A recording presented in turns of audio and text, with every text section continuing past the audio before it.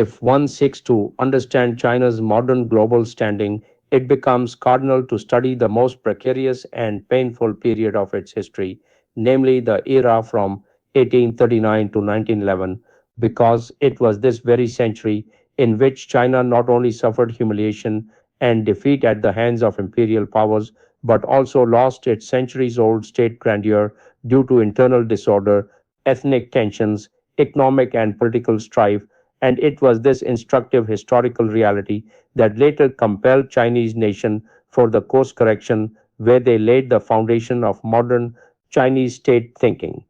At the beginning of the 19th century, the Qing Empire apparently possessed the world's largest population and the oldest state tradition, yet internally it was operating under a system incapable of understanding technological innovation, military modernization, and the new dynamics of global politics. Consequently, in 1839, Chinese resistance against Britain's opium trade gave rise to the First Opium War with Britain, which was not merely a commercial dispute but an early manifestation of a shift in the global balance of power. During the Opium War, the modern British Navy and the advanced weaponry of the time defeated traditional Chinese forces. As a result, under the Treaty of Nanjing in 1842, China not only had to relinquish Hong Kong but was also compelled to open several ports to foreign trade, pay heavy indemnities, and surrender legal sovereignty. This transformed China into a semi colonial state and etched this era into Chinese national memory as the beginning of the century of humiliation. Alongside this external pressure, internal crises continued to intensify as unchecked population growth, land scarcity, corruption, nepotism, bribery, hunger, and unemployment generated social unrest. At the same time, the ethnic divide between the ruling Manchu minority and the Han majority further destabilized the political system. These factors sparked the outbreak of the Taiping Rebellion in 1850, which not only engulfed large parts of southern China but also nearly paralyzed the state structure and sent millions of people to their deaths.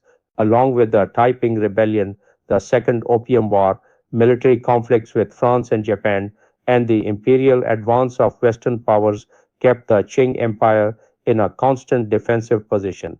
In 1895, the humiliating defeat at the hands of Japan and the Treaty of Shimonoseki damaged China's territorial integrity and pushed its historic status as an Asian power to the brink of collapse. As a result, demands for political change intensified among reformist intellectuals and revolutionary circles.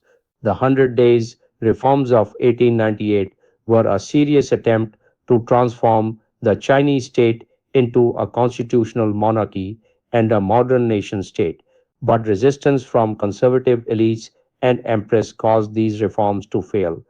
This made it clear that limited reforms without altering the state structure were insufficient to save a declining empire. Immediately afterward, the Boxer Rebellion of 1900 reflected popular Chinese resistance to foreign influence, but the joint military intervention of global powers further weakened China financially and militarily, and the heavy indemnities paralyzed the state structure and economy. At the beginning of the 20th century, the Qing Empire made its final attempts to modernize education, the military, the economy, and politics. But it was too late, and too much water had flowed under the bridge. Due to internal resistance, financial crisis, weak governance, and revolutionary movements, these reforms proved ineffective. Eventually, the Wuchang Uprising of 1911 initiated the end of the 2,000-year-old imperial system, and with the establishment of the Republic of China in 1912, a historic era came to an end. Although China continued to suffer from civil war and political instability for a long time thereafter, it was this historical consciousness that placed China on a new path in the mid 20th and 21st centuries, with state continuity, long term planning, development of human resources, and economic reforms adopted as fundamental pillars of national security and national dignity, the nation strengthened its foundation. As a result, China is today seen as a distinguished global power and an economic superpower whose GDP, industrial capacity, technology, and global influence have made it a central player in the global system. Pakistan can also attain course correction if its current political, economic, and institutional situation is examined. A striking similarity emerges. Pakistan, too, is passing through a phase where state weaknesses, economic crisis, bribery and corruption, institutional instability, human resource development, and limited influence in the global system are major obstacles to national progress.